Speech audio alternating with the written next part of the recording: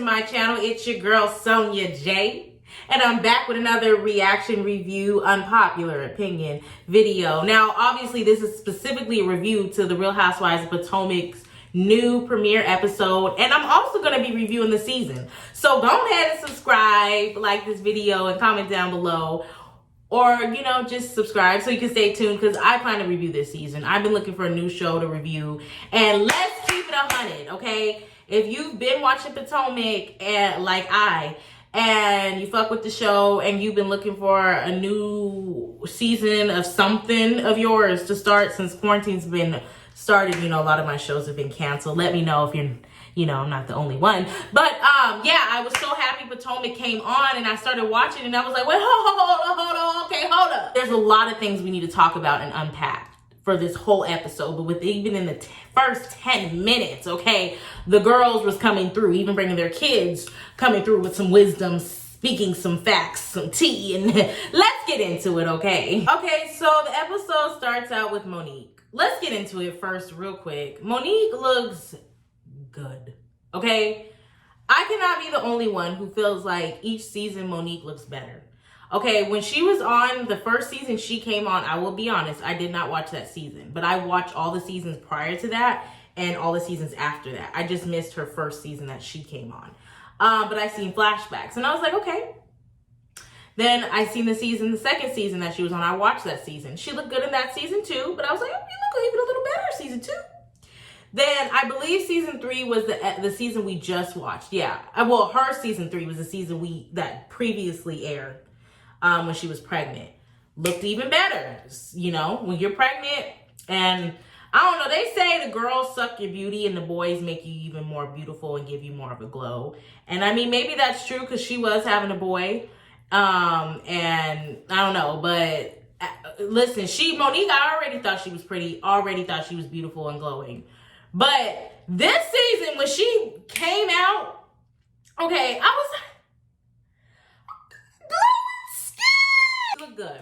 Look good. Her skin looks glowy. She looks healthy. She doesn't look like, you know, overweight or anything. She looks really good for just having a baby, but she doesn't look like super skinny where she like try to overdo it to snap back. Like, she looks good. I was just like, damn, like I can't be the only one who thinks she looks better each season. Like, she looks better each season. Like, she looks good. And it's like a natural glow beauty. Like, yes, it's like each baby she has, she snatcherita. Yes, God. So, you know, Monique's just catching us up with, you know, her having her new baby. And, you know, her and Chris are doing good. Her baby's so cute. And then she goes to Karen's. I guess Karen lives up the street from Monique. She's back in Potomac.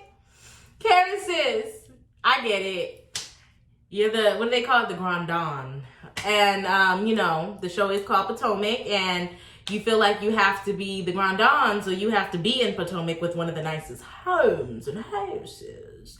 I get it, sis. I get it, but you don't need to force your finances to do what it can't do. That's all I'm gonna say. That's all I'm gonna say. I'm not saying she can't afford it. I'm not saying that. What I'm saying is, sis, yeah, to go through all that just to get back to Potomac. Sis, if you was comfortable and your finances was good living in Great Valley Falls, stay over there. You can still shoot. They don't have to come to you. Or you come to Potomac every now and again to Monique's house and shoot. You don't have to force yourself to go back. But I get it. Whatever. But Karen's looking good too. Okay, she's serving the girls. Come through looks. Karen had the looks, okay? She had the orange soda pop look, okay, with the short wig and the, you know, the fluffy. She loves a good fluffy moment. And then she had another number where she was wearing like a black. It was like all black. Like, Karen's coming through, okay? She showed us her new home. Cutesies, do it. Now, I was really surprised that she opened up not only to Monique, but also to the cameras and us about the fact that she feels like her marriage is at a decline and it's getting to a point where she's scared for her marriage's future. Like, come on. I know it's a show, you know, and I understand it's a reality TV show. So half the time certain things are for storylines and all that. I understand that. But this is different for Karen to open up about her marriage troubles. She doesn't do that. Of all the seasons I've seen, I've been watching it from the beginning. I only missed the first season when Monique came on. I missed that season. That's the only season. But other than that, I watched all of them. And Karen's very private. She doesn't open up, especially about her marriage. So to hear that she opened up to Monique and then also on camera, like, wow. And that's actually really sad. And even though I'm gonna just sidebar real quick because this is about the Potomac episode, but I just want to say this because this also relates to a lot of women. I think it's really sad that I just think it's really sad that even in 2020, we still have a lot of men who feel like they can't be supportive of their woman. Even if, in some cases, like even in this case, even if he is the breadwinner, he's making majority of the money. He has been making majority of the money for a majority of their relationship. But it's like you feel somehow, I guess, emasculated or like you don't have control because she isn't putting all her time into you and the kids like she used to. So you, for some reason, allow your ego and your pride to prevent yourself from supporting her in something that actually, one, is beneficial financially and also, with networking and just being successful in life. Like her having her own success and business is successful for and beneficial for the both of them, not just her. And then two, it's like she wants to do that. She's been I don't know if she's been a stay-at-home wife. I mean, obviously she's always been busy, so it's not like she never does anything. But I mean, from what it seems like, I don't think she had like her own career. Correct me if I'm wrong. I might be wrong. But from what I read and from what it seems like, her husband was the breadwinner the majority of the time, and she was kind of like, the trophy wife pretty much. So it's just like she's been, holding it down for all these years. Like, you mean to tell me now that the kids are out the house and grown, you guys are retired, you can't support her in her success and her dreams, where she's been supporting you for 30 years? I don't know if they've been together for 30 years. So I'm just saying, like, I just think that's really selfish of her husband. And I keep forgetting, I forgot his name. I think his name is Ray.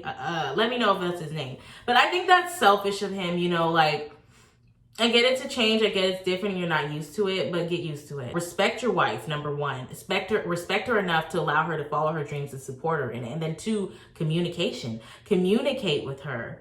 And let her know how you feel. And instead of just neglecting her and just falling back, respect her, open your mouth, say how you feel, and compromise with one another so that you guys can go forth and support both of each other and what you both want to do for the rest of your life.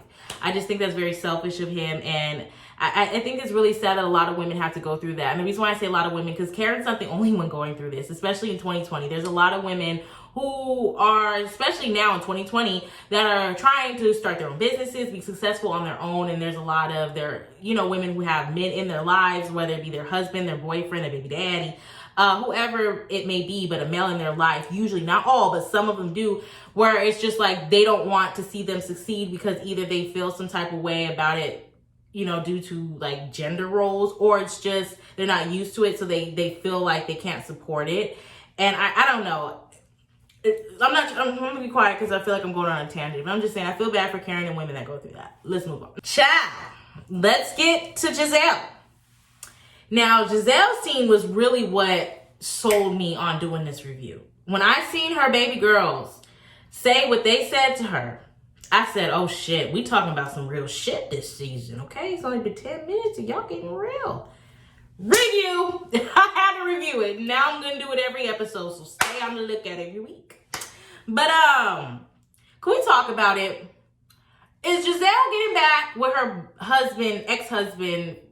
Is it for a storyline? Now, at first, when I heard about this, because I know, if you follow social media, anything to do with TV, celebrities, Real Housewives, all that stuff, you know that when they first were getting back together, it was announced months and months ago on social medias, YouTube outlets, whatever, blogs, whatever have you.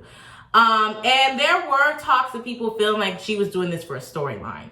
Now, I will be honest, I can't 100% say that I don't agree, because certain ways she was answering, like when they were asking her, like, why'd you get back with him? It wasn't like nothing like, I love him. Like, okay, she did say she loved him. But there's a difference between you get back with somebody because you're in love with them and the love was real, and you say that and portray it in a way that people can feel it and be like, I get that, I feel that, I see that, I see. And then it's just like, every time you answer, it's just like, oh, well, we're used to each other. Oh, well, he's my ex-husband and we have 3 kids together. So I just figured, why not? So in my head, it's either A, it was for a storyline, or B, and we gonna get into this because even her daughters confirmed their concerns. We gonna get into it. I have the right to be concerned because the daughters are too. Or B, it's because of desperation. Yeah, I said it. I mean, let's be honest. Giselle has dated plenty of times on this show. And when I say plenty of times, not in a way that it's like too much or anything. I'm just saying like she's dated enough to where we've seen that every time it hasn't worked out. So in my head, I'm thinking, you getting back with him because you're desperate. It's not working out with other guys. Is that why you're getting back with? Yes, he's your ex-husband and the father of your children, but he also cheated on you a gazillion times, and you said it multiple times, and even your daughters are concerned. So it's like, sis, even your daughters don't want you back with their father. So it's like, sis, is this for a storyline, or are we desperate? Like, I just need to know. And she's not the only one. We're going to get to Robin in a second. It comes off that way, and even her daughters, I wouldn't even be getting into this if her daughters didn't say what they said. I mean, I already have my own opinions, but I was going to keep it to myself. But when her daughters basically checked her and was like, listen, sis, we don't really like y'all together. It's awkward, and honestly, we really don't feel like a family. It honestly just feels like you and dad do your own thing, and then we do our own thing separately. You said no other man is going to love you, your friend, and we're going to get to your friend's advice in a second. You said your friend basically was telling you he feels like you need to go fix this because he asked you what other man would love your kids more than him. And you said no other man. Okay, that might be true. No other man may have the actual love for your kids more than the father.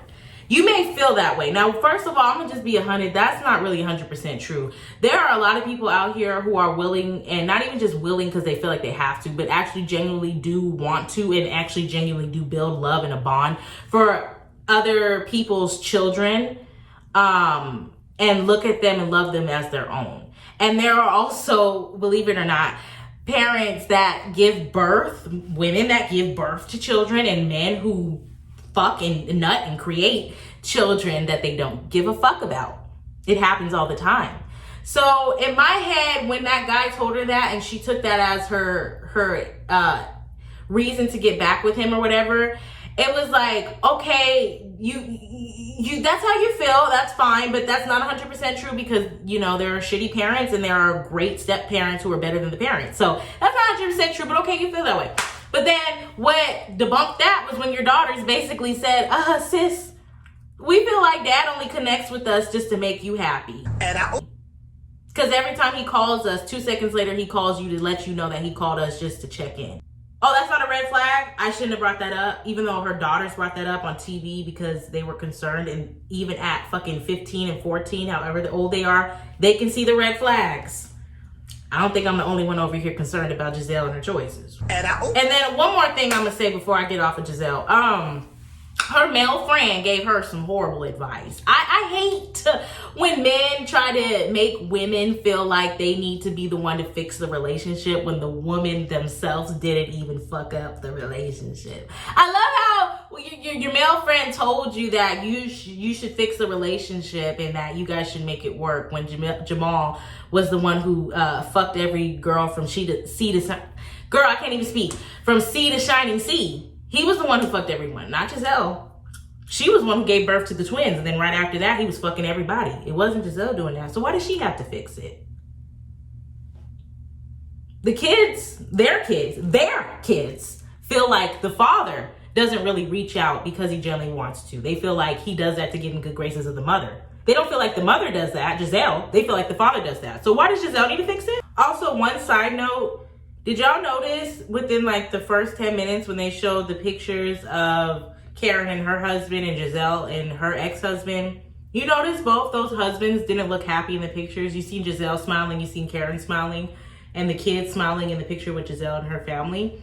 But both Giselle's husband or ex-husband and Karen's husband were not smiling in the pictures. They actually both looked disapproved. I noticed that. See, I pick up on the red flags. Okay, let's continue. Now we have Candace getting ready for her 1-year anniversary party. I like the location they chose. It was really cute. Nothing really much to go off of there. You know, just newly wed couple. You know, Candace trying to plan another one of her parties. And the location was cute. And you know, she just speaks on her relationship with her mother, how, you know, her and her mother are always gonna pretty much be off and on. Yeah, so then we see Ashley with her new baby. Her baby's so cute. He looks just like Michael, but he's so cute. Like, he's literally Michael's twin, but he's so cute. Like, oh, I'm happy for her. You know, everyone, including me, has their opinions on Ashley and Michael's marriage, and it is what it is. It's fair game. They're on a TV show. It is what it is. And she's been pretty much open about her problems, so fair game. But I will say their son is really cute, and if they're happy, I'm happy for them, and there's nothing negative to say over here. But Robin, on the other hand, sis, I got some opinions. They're most likely going to be unpopular, but I got some opinions. So Robin and Juan scene open up with them talking about, I guess they're building their own house, a new home that they're going to live in with the kids. In the midst of talking about that, Robin sends the kids up and was like, you know what, let's have a talk. Basically, the marriage talk. I need some explanations, so I'm going to continue speaking, but follow me on this conversation, because if you can give me the explanation in the comments, please give them to me, because I'm confused and I'm going to explain why. In the midst of talking about it, after Robin's been with him for many, many years, they broke up for a couple years, you know, for reasons that are understandable. And they got back together, and they've been back together for some years now. You know, it's been at least, I want to say 3 to 4 years, at least 3 years, for sure, at least 3, but it's probably been longer than that, because who knows what happens behind camera, behind closed doors. Okay, so they've been already married for umpteen years with kids. Broke up for a minute, okay, got back together. They've been back together for, I want to say, at least 4 years.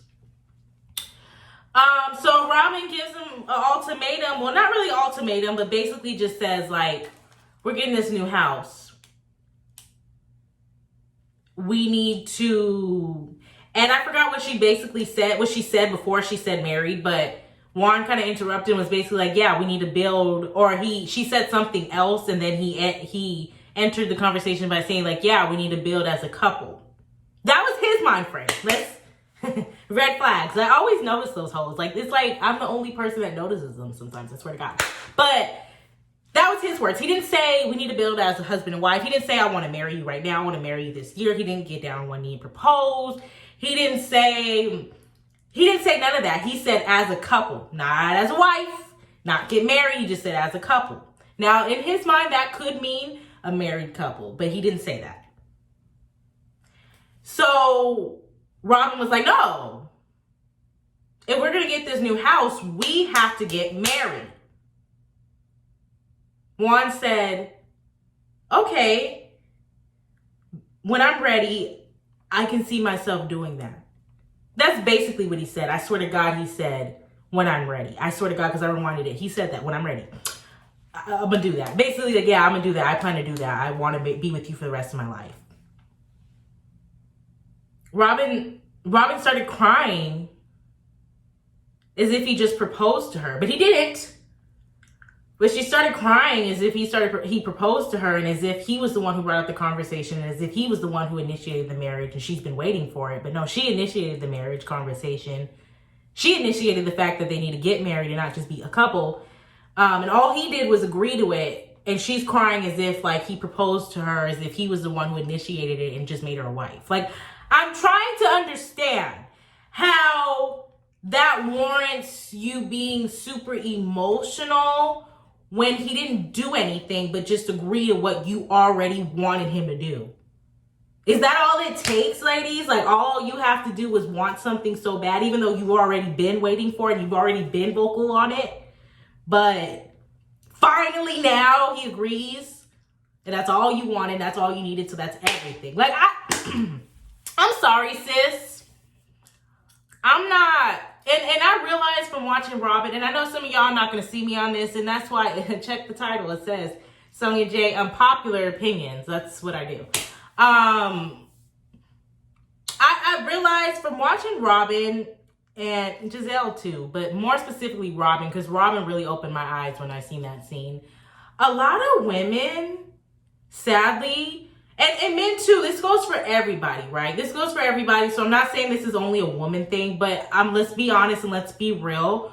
Women have more of an issue with this because our worth in society is more tied into our looks, whether or not we become wives or we're wifey material, and whether or not we can and do have children.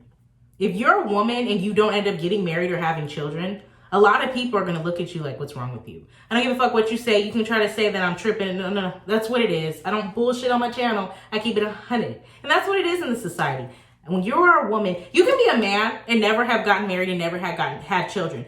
There will be some people that are going to be like, how come you never had children? How come you never got married? But for the most part, a man won't be looked at as like there's something wrong with him or nobody wanted him. For the most part, people just look at it as like, oh, okay, well, he just chose his career. Or, oh, okay, well, he just never wanted to get married. But a woman, if she never got married and never has kids, it's like, nobody ever wanted her. Why did anybody want to marry her? She can't have kids. Not that she didn't want to have kids. The automatic assumption is she can't have kids. It's just it's different with women. We're treated different. It's different in society. It's just different. That's all I'm saying. And with that being said, I noticed a lot of women, even women that are like twice my age, women that are like, could be my mother, women that could be my grandmother, even my great grandmother. A lot of women, more specifically, especially women of color, don't know their value and worth when it comes to picking the right partner. It's like, a lot of women, more specifically women of color, expect the bare minimum and are happy with it. Like, first off, I'm never begging a man to marry me. That's out. Period. It's never happening, especially on TV. Never. If you don't ask me on your own, I'm just taking it as you're not ready. You're not the one. Deuces. Like, I would never. That's me. I understand some women have their opinions on, and that's fine. But I'm just saying me. Never. I would be single for the rest of my life before I ask a man to marry me. I will be single for the rest of my life before I make an ultimatum and tell a man, like, we have to get married or else. Like, no, it's either you want to or you don't. I'm not begging. I know my worth. That's all I'm going to say. I know my worth. I don't have to. And I didn't because it's been almost 10 years. Anyways, with that being said, it's just, I notice a lot of women, more specifically women of color and even women who are twice my age, women who are basically seniority to me, don't even know their worth and their value when it comes to dating and partnering. Like, women that I see that are like older than my mom are still accepting bullshit and disrespect and even just the bare minimum just to say they have a man.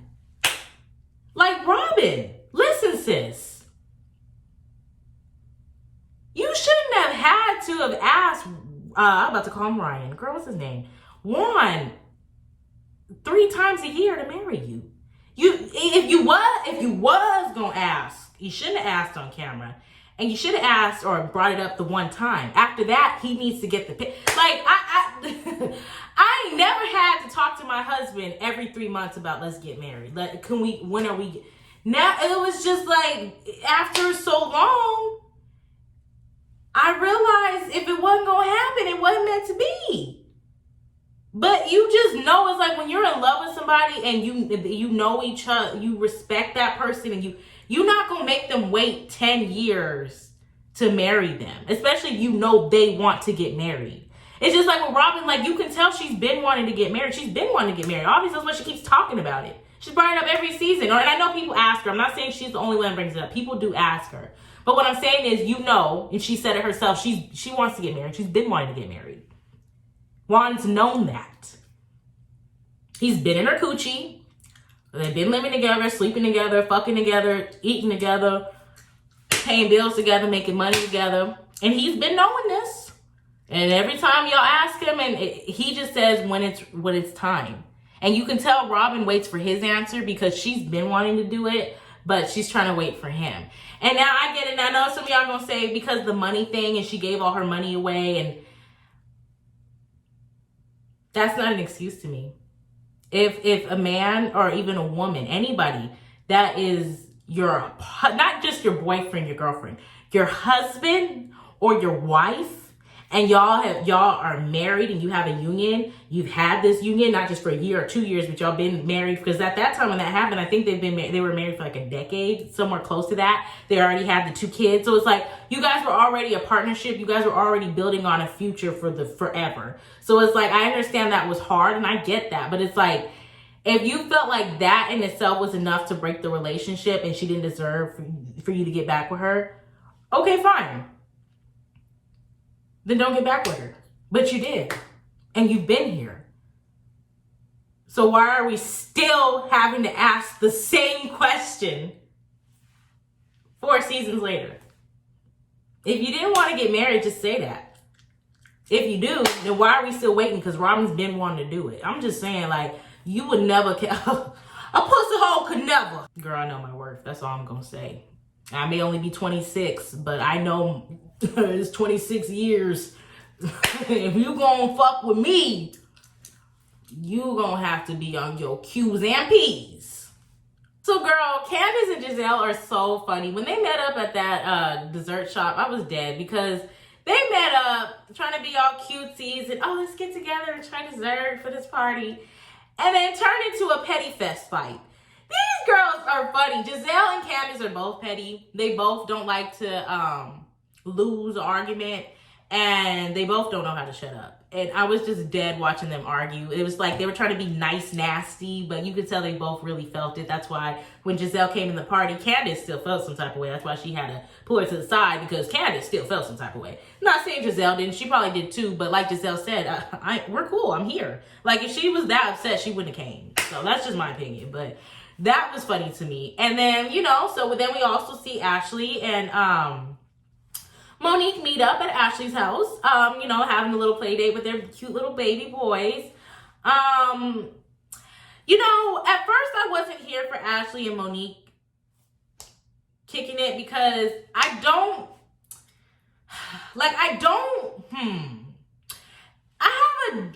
sometimes I like Ashley and sometimes I don't. I don't dislike her, but at the same time, there are moments when she can be a real annoying ass person.